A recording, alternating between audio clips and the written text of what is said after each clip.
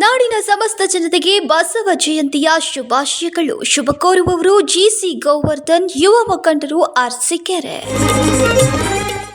ರಾಜಕೀಯದಲ್ಲಿ ಪಟ್ಟದಾಟ ಮತ್ತಷ್ಟು ತೀವ್ರಗೊಂಡಿರುವ ಲಕ್ಷಣಗಳು ಕಾಣಿಸುತ್ತಿವೆ. ಮುಖ್ಯಮಂತ್ರಿ ಸಿದ್ದರಾಮಯ್ಯ ಅಸಹಾಯಕರಾಗಿದ್ದಾರೆಂಬ ಚರ್ಚೆಗಳು ಜೋರಾಗುತ್ತಿದ್ದಂತೆ ಅವರ ಆಪ್ತ ಬಣ ಸಿಎಂ ವರ್ಚಸ್ಸು ಉಳಿಸಲು ಸಕ್ರಿಯವಾಗಿ ಮುಂದಾಗಿದೆ. ದಾವಣಗೆರೆ ದಕ್ಷಿಣ ಉಪಚುನಾವಣೆ ವಿವಾದದ ಬಳಿಕ ಈ ಮಾತುಗಳು ಕೇಳಿಬಂದಿತ್ತು. ಸಿಎಂ ಅವರನ್ನು ಸಮರ್ಥಿಸಲು ಹಾಗೂ ಅವರ ನಾಯಕತ್ವದ ಮೇಲೆ ಪ್ರಶ್ನೆಗಳು ಮೂಡದಂತೆ ಮಾಡಲು ನಿಷ್ಠಾವಂತರು ಒತ್ತಾಯಿಸುತ್ತಿದ್ದಾರೆ. ಈ ನಡುವೆ ಲೋಕೋಪಯೋಗಿ ಸಚಿವ ಸತೀಶ್ ಜಾರಕಿಹೊಳಿ ಭಾನುವಾರ ಮುಖ್ಯಮಂತ್ರಿ ಅವರನ್ನ ಭೇಟಿ ಮಾಡಿ ಮಹತ್ವದ ಚರ್ಚೆ ನಡೆಸಿದರು. ಉಪಚುನಾವಣೆ ವೇಳೆ ಪಕ್ಷ ವಿರೋಧಿ ಚಟುವಟಿಕೆಗಳ ಆರೋಪದ ಮೇಲೆ ಎಂಎಲ್ಸಿ ಅಬ್ದುಲ್ ಜಬ್ಬಾರ್ ವಿರುದ್ಧ ಕೈಗೊಂಡ ಶಿಸ್ತು ಕ್ರಮ ತುರ್ತಾಗಿ ನಡೆದಿತ್ತು ಎಂಬ ಅಭಿಪ್ರಾಯವನ್ನು ಅವರು ವ್ಯಕ್ತಪಡಿಸಿದರು.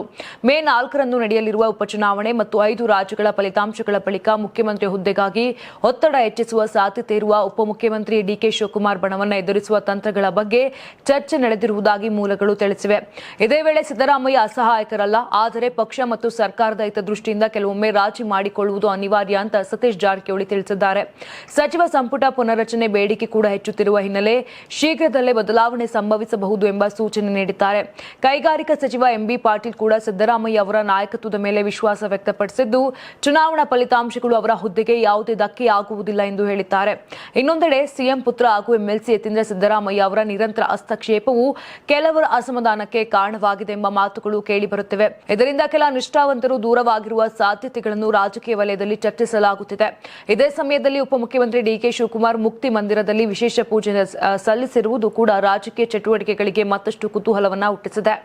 ನೀವು ಸಣ್ಣ ಆಗ್ಬೇಕಲ್ವಾ? ಅದು ಒಂದು ಉತ್ತಮ ಆಹಾರದಿಂದ ಸಣ್ಣ ಆಗ್ಬೇಕಲ್ವಾ? ಪ್ರತಿದಿನ ನಮ್ಮ ಜೀನಿ ಸ್ಲಿಮ್ ನ ಯೂಸ್ ಮಾಡಿ ಯಾವುದೇ ಸೈಡ್ ಎಫೆಕ್ಟ್ ಇಲ್ದಂಗೆ ನೀವು ಸಣ್ಣ ಆಗ್ತೀರಾ.